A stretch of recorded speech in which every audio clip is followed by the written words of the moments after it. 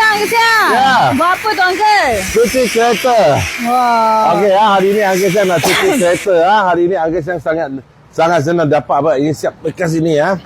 Hyundai Mia ini waterjet.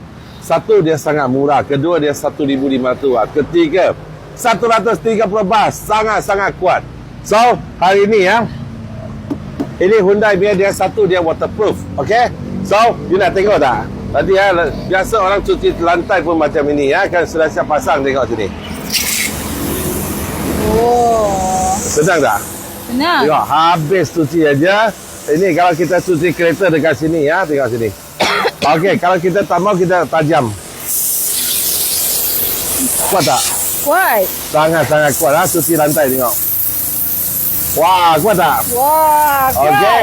So, hari ni dia sangat kuat. Lagipun penting.